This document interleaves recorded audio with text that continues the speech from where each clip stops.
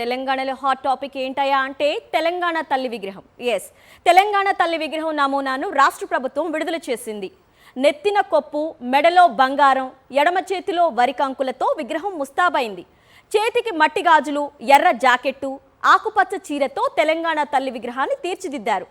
దేవతామూర్తి కాదు, తెలంగాణ సంస్కృతి సంప్రదాయాలకు ప్రతిరూపం అంటున్నారు కాంగ్రెస్ నేతలు.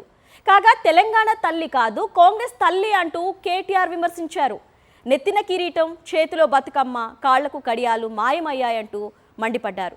మరోవైపు తెలంగాణ తల్లి విగ్రహం ప్రారంభం, ప్రజా విజయోత్సవాల కార్యక్రమాలకు గవర్నర్తో పాటు ప్రతిపక్ష నేతలకు కూడా ప్రభుత్వం ఆహ్వానాలు పంపింది.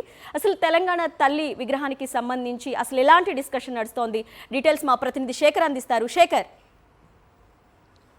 అరుణ, తెలంగాణ రాష్ట్రంలో తెలంగాణ తల్లి విగ్రహాన్ని కాంగ్రెస్ ప్రభుత్వం మరొకసారి తెర మీదకి తీసుకొచ్చింది. ఈ నెల 9వ తేదీన సోనియా గాంధీ పుట్టినరోజు సందర్భంగా సెక్రటేరియట్ ఇన్సైడ్ తెలంగాణ తల్లి విగ్రహాన్ని ప్రారంభించనుంది. ఇప్పటికే సెక్రటేరియట్కు తెలంగాణ తల్లి విగ్రహాన్ని చేర్చారు. ఇక నిన్న మధ్యాహ్నం తెలంగాణ తల్లి విగ్రహానికి సంబంధించినటువంటి నమూనాను ప్రభుత్వం ఇంటర్నల్గా లీక్ ఇచ్చింది.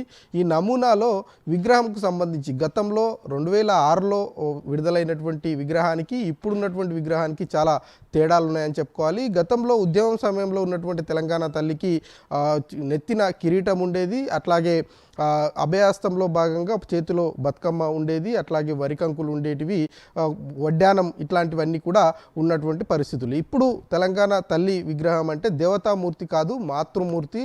ప్రజల్లో సంస్కృతి సాంప్రదాయాలకు ప్రతీకగా, ఉద్యమాలకు ప్రతీకగా, త్యాగాలకు ప్రతీకగా తెలంగాణ తల్లి ఉండాలన్నటువంటి నేపథ్యంలో నెత్తిన కొప్పు, పాకుపచ్చ చీర, బంగారపు అంచులు, అట్లాగే మెడలో 3 రకాల బంగారపు చైన్లు, కుడి చేతికి సంబంధించి అభయహస్తం ఉంది, ఎడమ చేతిలో 4 రకాల కంకులు ఉన్నాయి. ఇక కాళ్ళ దగ్గర ఉన్నటువంటి గద్దె ఏదైతే ఉంటుందో ఆ గద్దె దగ్గర చేతులకు సంబంధించి త్యాగాల రూపంలో ఉన్నటువంటి పైకి పెట్టారు. అట్లాగే ఉద్యమ స్ఫూర్తిలో భాగంగా పిడికిలు బిగించినటువంటి నమూనాలను కూడా ఏర్పాటు చేసినటువంటి పరిస్థితులుగా దీని మీద రాజకీయ రగడ నెలకొల్పిందని చెప్పుకోవాలి.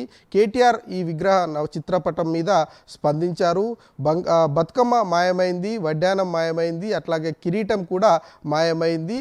కాంగ్రెస్ ప్రభుత్వం వచ్చిన తర్వాత టీఎస్లో ఎస్ కూడా మాయమైంది. కాంగ్రెస్ అంటే మోసం, మాయం అన్నటువంటి విమర్శలు కేటీఆర్ చేస్తున్నటువంటి పరిస్థితులు ఉన్నాయి. ఇక 9వ తేదీన ప్రారంభోత్సవంలో భాగంగా ప్రతిపక్షాలను ఆహ్వానిస్తుంది రాష్ట్ర ప్రభుత్వం. ప్రోటోకాల్ మంత్రిగా పొన్నం ప్రభాకర్ మరికొద్దిసేపట్లోనే ఎర్రవల్లి ఫామ్ హౌస్కు వెళ్ళి మాజీ ముఖ్యమంత్రి కేసీఆర్, అట్లాగే ప్రస్తుత ప్రతిపక్ష నేతగా ఉన్నటువంటి ఆయనను ఆహ్వానించనున్నారు. అట్లాగే బీజేపీకి సంబంధించి కేంద్ర మంత్రులుగా ఉన్నటువంటి కిషన్ రెడ్డిని, బండి సంజయ్ని కూడా ఆహ్వానిస్తున్నామన్నట్లుగా ప్రభుత్వం చెప్తా ఉంది. మరి 9వ తేదీన తెలంగాణ తల్లి విగ్రహానికి సంబంధించినటువంటి విమర్శల మీద రాష్ట్ర ముఖ్యమంత్రి ఎలా స్పందిస్తారు అన్నటువంటి కొంత సస్పెన్స్ అయితే కొనసాగుతున్నటువంటి పరిస్థితులు ఉన్నాయి.